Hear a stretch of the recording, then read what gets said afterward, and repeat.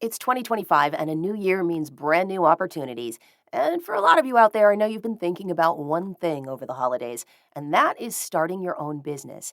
But you have so many questions like how do I get started? How do I come up with a brand? How do I even sell stuff to people? And what am I even going to sell?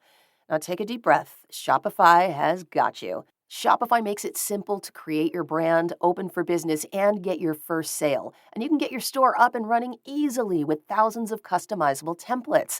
You don't have to be a coding nerd or a design geek to get this done. All you need to do is drag and drop. Shopify also helps with the details like shipping, taxes, and payments from one single dashboard, so you can focus on the important stuff, like growing your business. Established in 2025 has a nice ring to it, doesn't it? Sign up for your $1 per month trial period at shopify.com/truecrime, all lowercase. Go to shopify.com/truecrime to start selling with Shopify today. Shopify.com/truecrime. I'm Alice. And I'm Brett. And this is the Prosecutor's Legal Briefs.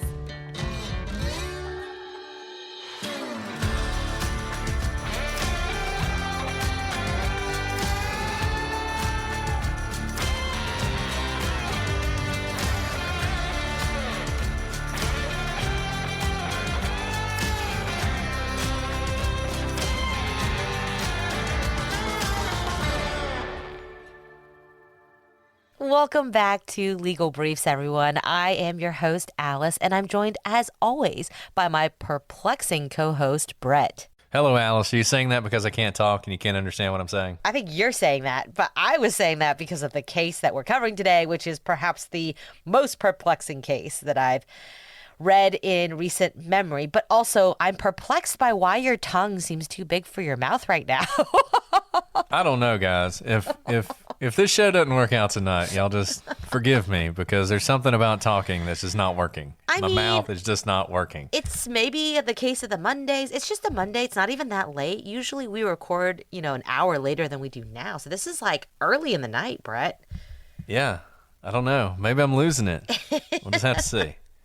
Well, I'm glad you're here because you're about to jet off on even more travels, and I just came back from travel, so we've just been like ships passing in the night, and we've done a lot of interviews because there's been so much going on in the Delphi case that I'm actually really glad we get to sit down and record a not, 2-hour notice interview about, Delphi or something like that. As much fun as that is, this is kind of where I love just digging into a case with you and hearing your thoughts, because we haven't really talked about what is taking the media true crime world by storm right now, and that's the Moscow quadruple murder. Yeah, and the thing about Delphi is we have more information than we used to, but we still don't have that much information. We have even less concrete, solid information in the case we're going to talk about today, and this is one we've kind of held off talking about it for a while because, honestly, I just assumed that within a couple weeks of the crime, we would have a much better idea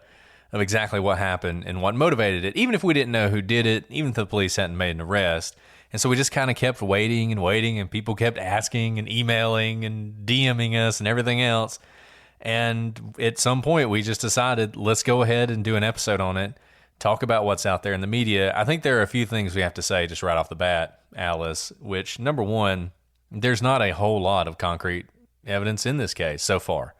The police have kept a lot of stuff close to the vest, which is totally understandable. There's been a lot of speculation, a lot of rumors. Some of the stuff we're going to talk about today are rumors. We're going to try and tell you when we think it's pretty solid, and we're going to try and tell you when rumors have been debunked. And by the time you hear this, there may be information that we mentioned that's stale. Obviously, if there's any major update in this case between when we record it and when we release it, we will record an update. But this is sort of where we are today as we record in what is an incredible case and just a really strange one. I mean, look, I think Alice will agree with me on this. It is rare. It is rare to have this sort of home invasion crime anyway. I mean, home invasion crimes are the kind of things that are in your nightmares, right? I mean, but they don't happen that often, luckily. It is even more rare to have 4 people killed in a single home in a single night. I mean, this is the kind of stuff that some of the most famous crimes of all time have fact patterns like this. So this is an incredibly rare case, an incredibly rare occurrence. And the fact that it seems like, at least as we speak, the police don't have a very solid idea of where they're going in this case, I think really speaks to the mystery here. I think that's right, Brett. And add on top of that, what you just said, it's so rare to have a home invasion. And by the way, in case you didn't know why, it's because actually most people are looking for easy crimes. Most people breaking into your homes are not looking to murder you. They're trying to make a quick buck off things they can easily steal from your home. And second, not just a quadruple murder, but a quadruple murder with other people in the house at the time of the murder who were unharmed and currently are not suspects and don't seem to be kind of a part of the inquiry into who the perpetrator or perpetrators are. I mean, this is a nightmare, a real nightmare. I think everyone's greatest fears come true, to be murdered in your own bed in the safety of your home with other people around. I mean, there's so much about it. The victims are so young. This is a college town. I mean, Moscow, people act like it's the tiniest town in America. It's actually not. I mean, it's not like a podunk middle of nowhere town, but it's pretty small compared to a lot of places. It's not the kind of place, to use the cliche, things like this don't happen in places like Moscow until they do. And I think that's one of the reasons there's so much about this case that's captured people's imaginations. It is in some ways, and don't take this the wrong way, because people get all sort of upset when you talk about cases and the way you talk about them. But in some ways, this is sort of the perfect true crime case. You can understand why this has become such a big deal, because of the victims, the sympathy that you have for them, the fact that they're young, the fact that it's in the college town, the fact that it's a home invasion, the fact that there are two survivors, the fact that it was done with a knife. All these things combined together to make this case interesting. So let's dive into it. Let's talk about what we know and sort of what we see here. Some of this is going to be speculation, but I mean, that's why you come here, right? I mean, if you came here for just the facts, you could read those in the newspaper. So we will speculate a little bit, but hopefully it'll at least be interesting to you to help you understand this. So the victims, I'm going to do the best I can with their names, and if I get any of them wrong, feel free to correct me. Kaylee Goncalves was 21, and Kaylee was best friends from high school with another of the victims, Madison Mogan, who was also 21. So they were best friends together, and we're going to talk about some of the dynamics of the house in a second. But these two had known each other for forever. They'd gone to high school together. Now they're going to college together, and they're rooming together. In addition to them, they're sort of group one. And you'll see, kind of based on the pictures, almost all the pictures, Kaylee and Madison are together. I think they served actually as bridesmaids recently in one of their sisters' weddings. I believe they were in the same sorority. All their pictures, you didn't have to splice them together. They seemed to always be together. They posted on social media about things they did together. And as a lot of people do in college, best friends lived together, and that's what they did here. And it's often described as the Moscow Four, but I think it's worth considering this is really the Moscow 2 and the Moscow 2. These four people were friends, obviously, and they're living together. But those of you who've ever lived in a situation like this, when you're in college or you're in law school, you're living in a big house with a group of people, in this case, 6 people total in this house, you're going to be closer to some than others. And some of it's going to be a matter of convenience, because maybe you and your best friend can't afford the place you want. You really like this place, but you need somebody else to fill up the other bedrooms. And so you find some friends. I know in law school, I lived in a house with 4 guys. There were 4 of us total. I was really good friends with one of them. I had been friends with the other, but kind of fell out. And then frankly, I didn't really like the third guy. But we all lived together, and that dynamic affected everything else. Me and the guy I really liked, we were the ones who tended to go, out to grab something to eat together. But we might all sit together and watch a movie on the television or something like that, right? The dynamic of the household often has little groups, and they're not opposed to each other. It's just you're not necessarily as close to people as some people as you are to others. I think that's really important that you bring up, Brett, because I think we can assume that Kaylee and Madison, because they went out together that night, that they could probably tell you the other person's schedule and generally know what the other one's up to and probably have a similar group of friends, or at least their groups of friends overlap a good bit. But it's not clear to me that the other two that we're about to talk about fall into the same camp, that all four would have had the same group of friends and would have known each other's whereabouts on any given night. And in fact, my understanding is of the 6 people in this house, 2 of them went one place, 2 of them went another place, and 2 of them went a third place. So you really did kind of have 3 groups of 2 people who all went to different places and then came back together at their house that night. So that's Kaylee and Madison. Then we have Xana Kernoodle, who is 20. Xana was a junior, and she was dating Ethan Chapin. Chapin was also murdered. He was 20. Now, he was a freshman, and he was also a member of the Sigma Chi fraternity. He did not actually live in the house, but he was dating Xana, and he was staying over that night. Right. So here we have 2 girl best friends and then a couple that were dating. So pretty much so far, it's all a very regular kind of college rental house. Now, the murder that we've been talking about occurred on a Saturday night. Ethan and Xana had gone to a fraternity party at the Sigma Chi house, where Ethan was a fraternity member. Maddie and Kaylee had gone to the Corner Club Bar, and they left the bar around 1:30 a.m., and they hit up a late night food truck. They got an Uber and arrived home just before 2 a.m. And we know that to be true because there is security footage from that food truck with a timestamp. And so we have a pretty good idea. This is not the speculation we were talking about. We have these kind of concrete timestamps. We'll talk more about what was seen in those videos, but they do get home a little bit before 2. Now, Kaylee then called an on-again, off-again boyfriend, Jack DeCour, 7 times between 2:26 and 2:52 a.m. Given the lateness of the hour, it's not too surprising, but he didn't answer. And later on, he said that he didn't answer because he had been asleep.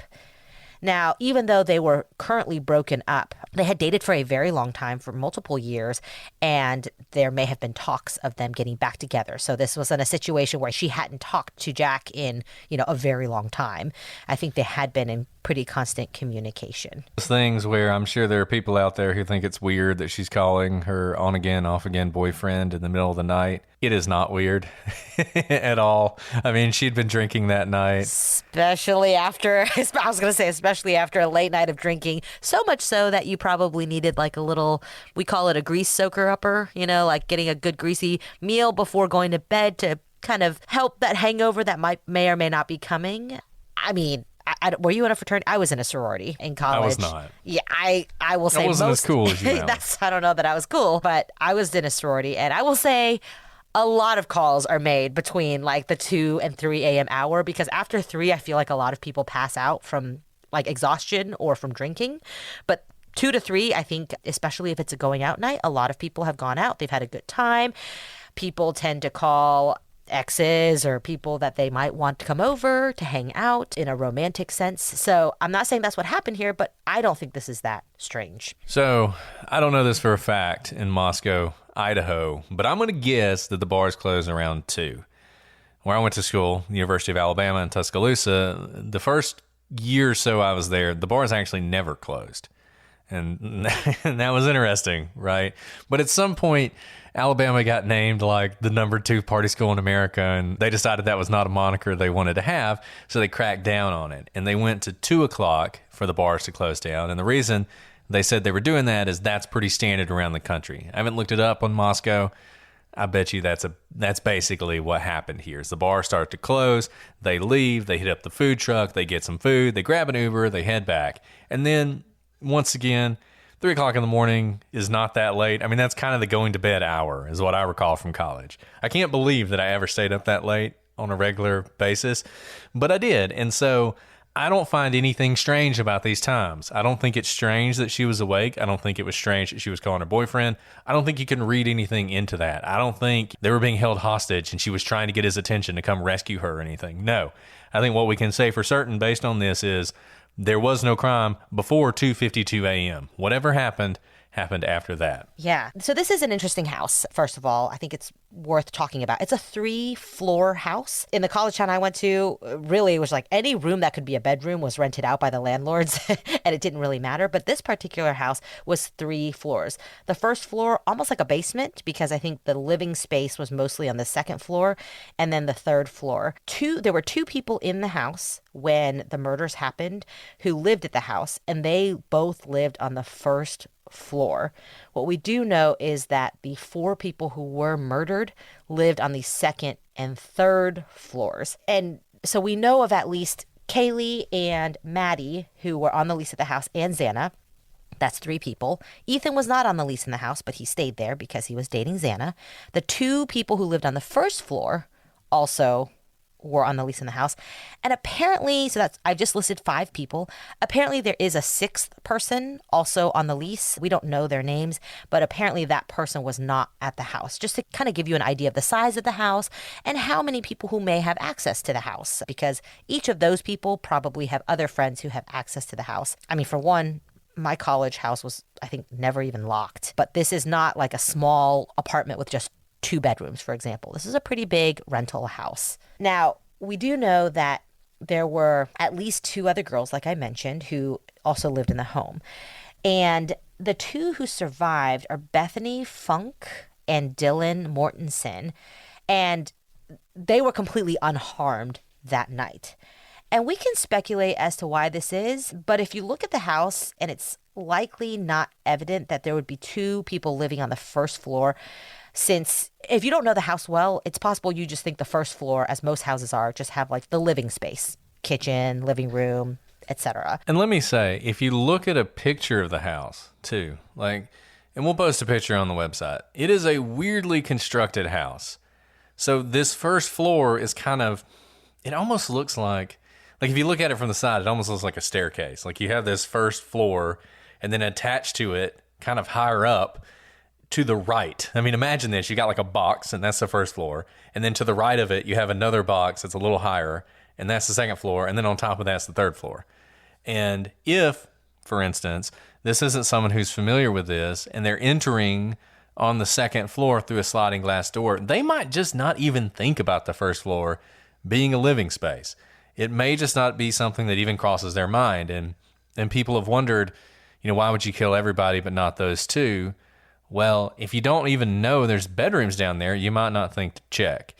And does this, point to this being someone who didn't necessarily know that house, had never been in it? Maybe. We can talk about that more. Yeah, and that's a really good point, because it appears that the perpetrator came in through the second floor. And a lot of people have said, well, how can these 2 girls who are living on the first floor not have heard something that was happening?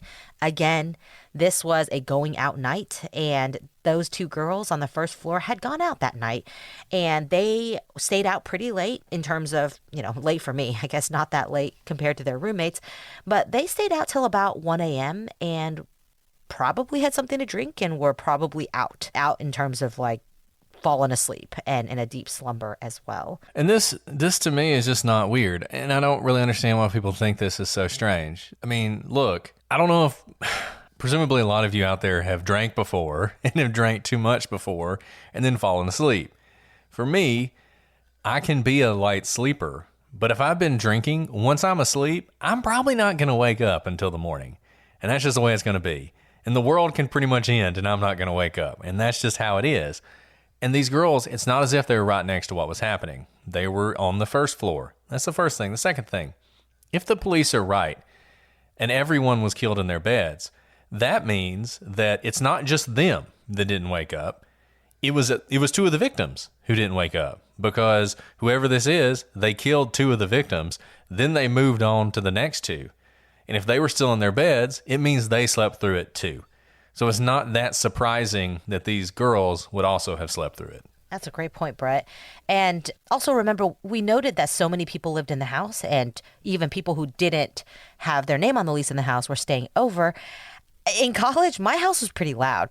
Sometimes the after party would come back to my house, but I was like, I'm out for the night. Like, I'm not going to come out into the living room.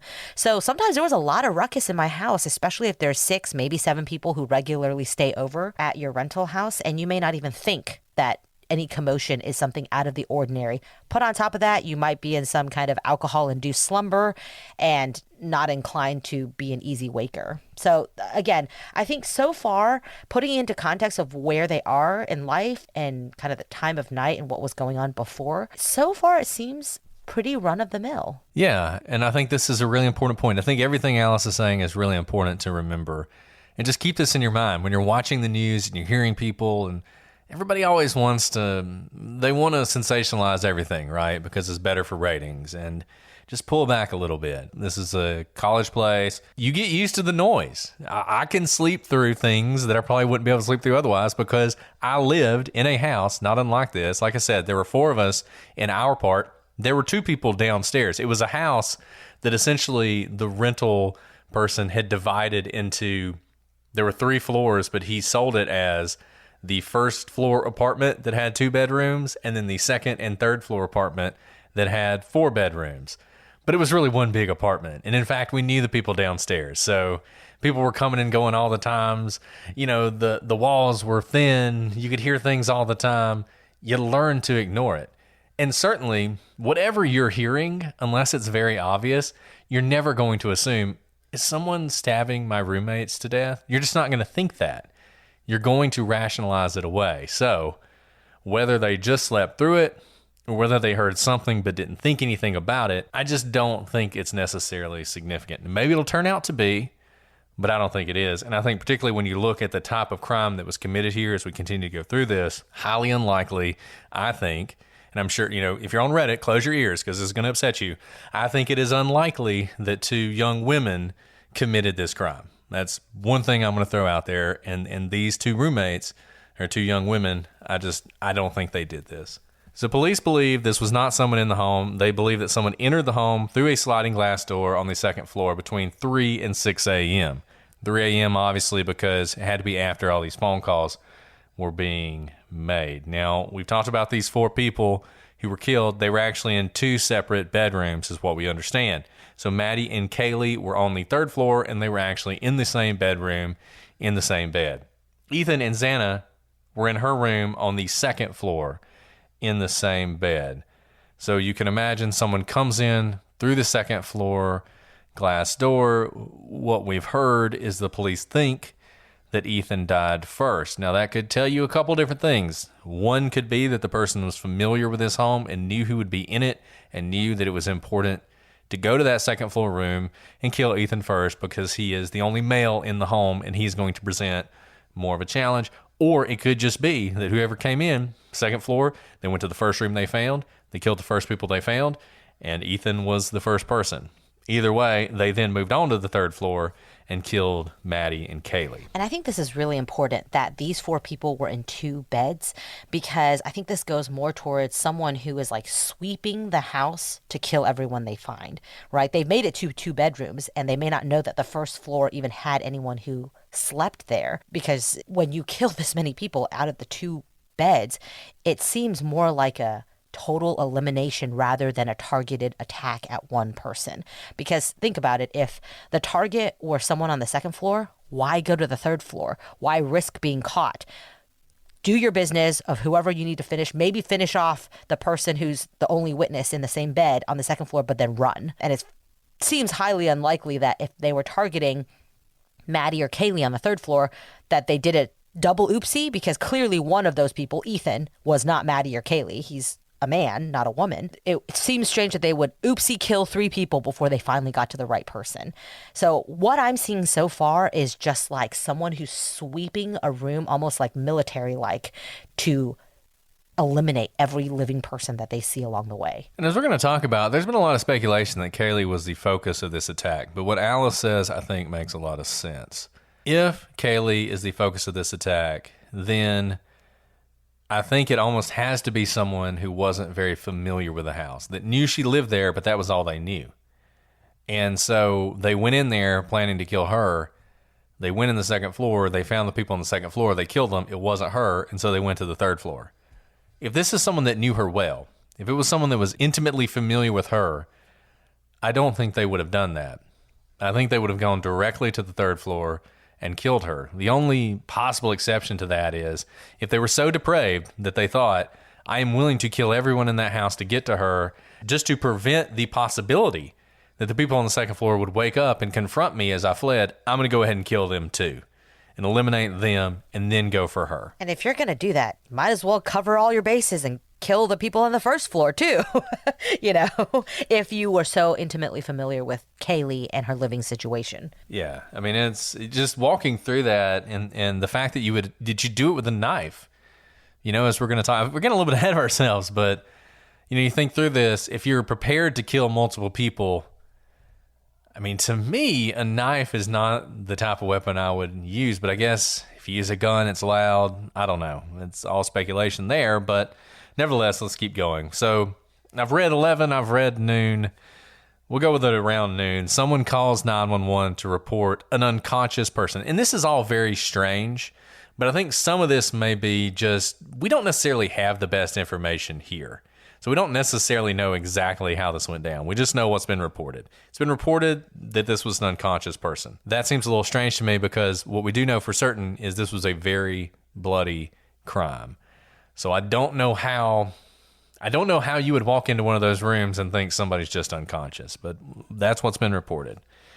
Now, according to media reports, the caller was not one of the surviving roommates. It was a third person who was using one of their phones to make the call. Like I said, that'll get fleshed out later. Some weirdness there. Not exactly sure what's going on. When the police arrived, Kaylee's dog, Murphy, apparently was there, though it's not entirely clear to me if the dog was in the house at the time of the murders. I have read that the dog was put up in another room. Whether that was what they did every night, whether that's unusual, I can't say. But obviously, one of the reasons people think this is significant is this is the dog that didn't bark situation. The dog obviously wasn't going crazy because he didn't wake up the other roommates, I guess, is sort of speculation. But the dog thing is something that I think it will either be explained away very simply, like the dog wasn't there that night, or it might become kind of significant. We'll just have to see what happens. Yeah, and it could be significant because if the dog didn't bark, it could indicate that the dog knew the person who was the perpetrator. Now, one theory I've heard about the unconscious person thing, because that struck me so weird. My understanding is this is an incredibly gruesome scene. There was no question that all four of them had been stabbed to death and there was blood everywhere. So I don't think anyone would have described them as unconscious. But what I've heard, and this might make more sense, is that the unconscious person was actually one of the surviving roommates or someone who walked into the scene and fainted, had actually run away from the scene and fainted, and someone used that roommate's phone to then call the cops. And unconscious person is not referring to one of the murdered victims, but rather one of the people who happened upon the murdered victims and passed out because it was so gruesome. It's an interesting theory. That is complete speculation. It's an interesting theory. I'll be interested to see how that. And I do think out. that needs to be explained away a little bit if we ever hear the 911 call, because if the unconscious person is referring to one of the four victims, that is, people will just go out the wazoo with their theories, because this is like a lot of the other 911 calls that we have analyzed to death. Like the Ellen Greenberg, we've talked a lot about that 911 call not describing actually the knife that was protruding straight out of her chest. That's strange, the fact that the protruding knife wasn't described, or that she was maybe in a position that was impossible for her to be in, being described on the 911 call. So either way, I think it's of note if one of the victims was described as unconscious. Yeah. So and particularly when you look at how these people were killed, all four were stabbed to death. They were likely asleep when the stabbings began, at least according to the police. Apparently, some of them did show defensive wounds, which is not surprising because two people in one bed, even if you stab one of them, the other one's going to wake up and fight back. There were no signs of sexual assault. The four were killed with a fixed blade knife, and although the police haven't been specific, they have been looking in stores where these blades are sold, indicating that the weapon did not come from the home, which is important because, as we've talked about before, ordinarily when someone comes to kill someone, they bring the weapon with them, and it appears they did that here. The weapon has not been located, so they did not leave the weapon there, which is also pretty common when you are murdering someone.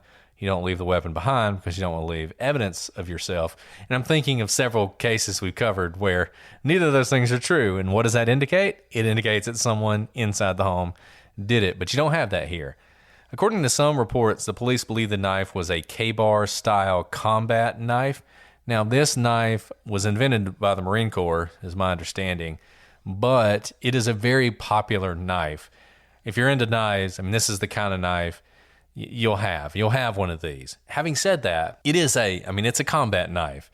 It's not a knife you just pick up somewhere. It's not like killing someone with a kitchen knife, for instance. So the fact that it is a K-bar style knife tells you something. It tells you something about who did this, though it's hard to say exactly what it is, other than it wasn't somebody who walked into the kitchen, pulled out the kitchen knife, and then killed a bunch of people or brought a kitchen knife with them. This is someone who owns a knife, and let me just go ahead and say, if you own one K-bar knife, you own more than one. I doubt this is the only knife owned by this person, and that's the kind of thing that could become important at some point in sort of figuring out who this is. Now, blood was everywhere to the extent it has been said, and there have been photos that indicate this, that it was actually sort of seeping out of the walls. And one investigator said in 30 years, he had never seen a crime scene as gruesome as what he saw that day. And this is interesting because, remember, we have no idea who the suspect or suspects are, but it's unlikely the perpetrator escaped the home without some blood on him or her because of where the victims were likely. It sounds like they were, at least some of them were in bed. You have to kind of get intimate, The bed doesn't have to be that big, but you kind of have to lean over someone, especially if there's defensive wounds. They're going to be touching you at some point. And if this is the bloodiest scene, one of these investigators has seen in 30 years, it sounds very unlikely this person would have escaped without blood on them, and probably a lot of blood on them, even if it's just on the floor. If blood is seeping out of the house, it's going to be on the ground. And I don't know if they have boot prints or shoe prints, but that's something that if it's dark, you probably can't see where you're going, and you're probably stepping in some blood. And let me just say, this reminds me of the Darlie Retier case. We talked about this. An incredibly bloody crime, there should be a lot of evidence of the person. It's just hard to commit a crime like this and not leave evidence behind. Like Alice said, footprints, handprints. Even if you're wearing a glove, handprints. There's actually a picture of a handprint on a window. Unclear whether or not it's the person who did this or not, but it's a picture that's been floating around the internet. Like Alice said, you're going to have to lean over the bed. There should be DNA. There should be hair. There should be all sorts of things. If there are defensive wounds on the people, then they're going to be, I'll call them defensive wounds, on the killer. We've talked about this before. You stab somebody with a knife. You get into a fight with a knife. You're probably going to end up cutting yourself. They're going to fight back. There should be DNA under people's fingernails. There should be all sorts of evidence of who this is. Now, one thing to say about this, if this is a person who's never committed a crime before, or at least never been arrested for a crime, just having their DNA doesn't necessarily mean you're going to have a hit. As we've talked about on DNA, just because you have DNA, if you put it into CODIS and it's an offender who's never offended before, you're not necessarily going to get a hit. It's one of the reasons the genetic genealogy is so exciting, because it's another database of DNA. And this might be the kind of case where you're going to have to end up doing something like that. This is a college town. You could imagine that the killer is a college kid. Their DNA might have never been in a database. So even if you have it, it could be an unknown subject. You got all this evidence of them, and if you find them, they're going to be dead to rights. You're going to convict them easily, but first you have to find them, and so far they haven't done that. Right. Now, let's talk more about this house. Some have described the house as a party house, but neighbors report that while there were some small parties, kind of like what I was talking about, with that many people, even if every one of the roommates were home, it's almost a small party. The house was usually quiet by about 10 p.m. This also makes sense with the patterns of all of the roommates who slept in the house that night. None of them had a party at the house. They all went to parties outside of the house, and they all came home to sleep around 1 or 1:30 a.m. Now, police appear to have no suspects. We haven't heard anything from them. It's possible they haven't told us, but it really doesn't seem like they have honed in on anyone. But they have said that the, quote, totality of the circumstances lead them to believe this is a targeted crime and not a murder-suicide. Now, the police have ruled out a number of suspects, including the survivors we talked about who lived on the first floor, which I think is important. Basically, everyone who we know in this story has been ruled out. And that's the survivors who lived on the first floor, Jake, the ex-boyfriend, and a man at the food truck who apparently was standing by and could be seen in the security footage, and the Uber driver who dropped off Maddie and Kaylee back home after they were at the food truck, and whoever called the 911 call, who apparently was not one of the roommate survivors.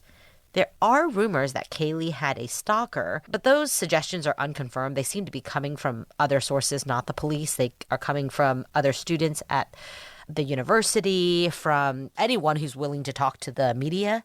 And that's kind of what has made this case a little bit confusing, is that family members have released cell phone records, and neighbors have talked to media, and university students have talked about what they know in terms of rumors about these victims, and this isn't coming from the police. Really, they should be talking to the police and let the police kind of put all these things together, because the police is supposed to be the one who can see all the different evidence that's coming in and see if there's lines to be drawn. But I think that's partly why there's so much interest and confusion in this case, because it's not clear what is actually fact. And, the thing about this case is very close to spiraling out of control, because the longer it goes with no leads and no suspects, this case is ripe for speculation. In a way, we talk about Delphi a lot, in a way that even Delphi wasn't. In a way that, this is media on the level of Scott Peterson, Kaylee Anthony level. And what you've seen is more and more people who are talking to the press, being critical of the police. And I worry, and I get it. I know people are concerned, but I do worry that so much misinformation is going out there. Is it going to compromise the investigation? Is it going to make it harder to find this killer? One of the parents, I'm not going to say which one, though, if you followed the case, is very frustrated with the police and has gone on a lot of different news stations, all of which are more than willing to have him talk, because the media is perfectly happy exploiting the pain of a father to get ratings. And they've done that. And he said a lot of things that some people have expressed a lot of concern that it may jeopardize the investigation. I don't know if it will or not, but I'm worried that if they don't find who did this soon, this is only going to get worse. And this, what Alice said, is very real and is a very real problem. Yeah, and some of you may be saying, wait, you just mentioned a potential stalker. That sounds very like alarm bells. Well, the police did look into that, and they've said that they've identified the so-called stalker, and that Kaylee's interaction with him was an isolated incident rather than some like long drawn out obsession. Now, there are also reports that Kaylee's injuries were significantly more brutal than others. That's not coming from the police, and I think whether that's true or not, that's probably why people are thinking that Kaylee was the targeted one. Who knows? She could have fought back the hardest. She could have been the only one who was awake, who could fight back. And maybe that's why her injuries were so significant. I think it's hard to read into that right now, and it could be fraught to read into it without knowing more that's actually confirmed evidence. And that's such an important point that Alice makes, because we've heard about overkill, and overkill is a thing, and it's something that people, profilers and others, police, will look at. If there's overkill in a victim, it makes you think this is a personal attack. However, if there are signs of defensive wounds on that person, it may just be what Alice said. The person who fights back the most may also be the person who is stabbed the most or beaten the most or shot the most, because the attacker is trying to neutralize them, and it is purely an artifact of that. So if she was the one who was woken up, imagine she's not the target. Imagine that it's her best friend. It's Madison who's the target. And so the person goes in there, and the first person they attack is Madison. And it wakes her up, and she fights back. That would interrupt the attack on Madison. The attack would now be directed on her, and you could imagine a much more brutal attack. Doesn't mean she's the target at all. In fact, it's the opposite of that. So that kind of speculation is the kind of speculation I think is problematic, because if you think she's targeted, who are you going to look at as suspects? People related to her. and you're going to ignore people related to Madison. And so I do think the police are not falling into that trap. I think they are looking at everybody, and the FBI is involved in this. The police have not been shy about asking for help. I think the concerns about this investigation are a little overblown. I think so far there's no reason to be concerned. The only reason has been, as all of you know, I mean, look, the police, they've said they don't think there's any danger to the public, and that is that's confused a lot of people and raised a lot of alarm bells, because at times they say it's targeted, at times they say it's not, and people are confused, and they assume that because the messaging is mixed, that means the police don't know what they're doing, they're botching this investigation, et cetera, et cetera. And I'll just tell you, as someone who's worked in the communications field before, comms is so much harder than the actual investigation. Interacting with the public, interacting with the press is much more difficult.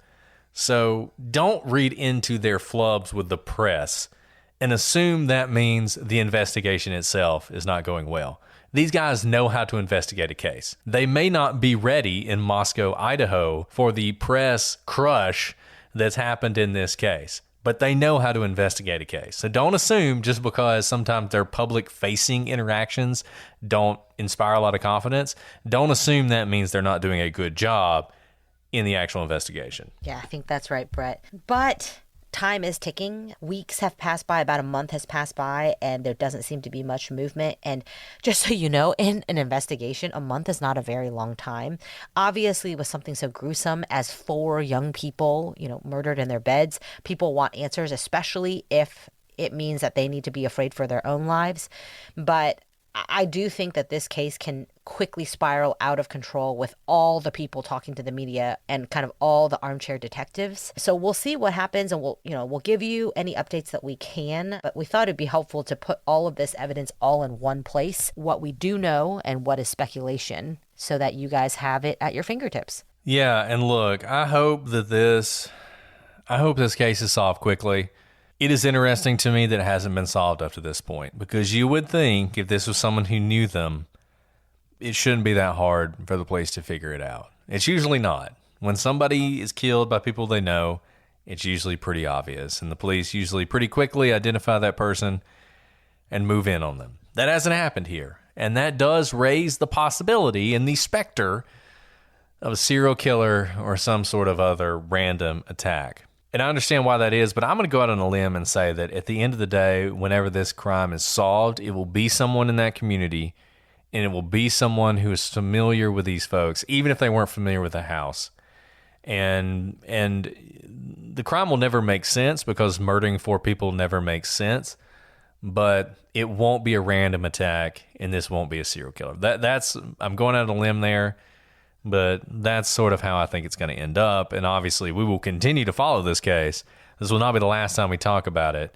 And once there's more information, more concrete information, we'll do a follow-up. Yeah, Brett, I think I'm in the same camp with you that this is not a serial killer, because a serial killer's MO is usually not just like eliminating 4 people. I think we will find out that several, if not more than one, of these victims was like collateral damage to whatever the attack was actually meant for. But we just don't know enough at this point. But if it were a serial killer, this is very risky. It seems strange. These are like kind of 4 separate, or at least 2 separate groups of people. It's not like they were attacking a close-knit group of friends who had maybe smited them. So I do think that we will find out that some of these victims possibly were collateral to the intended victim. Yeah, and you think about like Henner Kaifek, which we talked about on the prosecutors a long time ago, it seems like. A couple years ago now, I guess. And that was a crime like this, in that several people, 6 people, I think, were killed by an axe on a farmhouse. And as we talked about that, there was speculation that it was sort of a random killer. It was a serial killer. That's not where we ended up. We ended up that it was the neighbor who was in love with one of the people on the farm, and that's what led them to do it. I think that's what you're going to see here. I think you're going to find that this is someone connected to this group, even if it's only one person. We'll see what happens. I know there's a lot of speculation that that's not the case, and we may be wrong, but I will say this. If we are wrong, this will be one of the most sensational murders in history, because it's just not common to have this kind of random, brutal crime like this. And why is Ted Bundy famous? Because of something like this, right? Going into a sorority house and murdering several girls in the sorority house is kind of like what happened here. And if that's what this turns out to be, then this is really going to be a huge case, one people talk about for decades and decades. At the end of the day, I don't think that's going to be the case. I think they're going to find who did this, and it's going to, quote unquote, make sense. I think that's right, Brett. Well, with that, it's funny. When we started, we're like, gosh, we have nothing to talk about because there's really not that much information. And here we go, doing what we do best, which is to talk. But before we sign off, Brett, is there anything else you'd like to add? No, Alice, I can barely talk today anyway. I'm surprised I made it through the whole episode. I'm just glad I made it here. So thank you guys for listening, and can't wait to see you next time. Absolutely. Well, thank you guys for joining us. And thank you for checking us out at the Prosecutors Pod, as well as Legal Briefs, and for all the 5-star reviews you guys have been leaving. We've been seeing a massive slew of it. I don't know if it's the holiday spirit or whatnot, but we read them and we are so thankful for them and thankful for all of you. We couldn't do this if it weren't for you listening. So until next time, I'm Alice. And I'm Brett. And this is the Prosecutors Legal Briefs.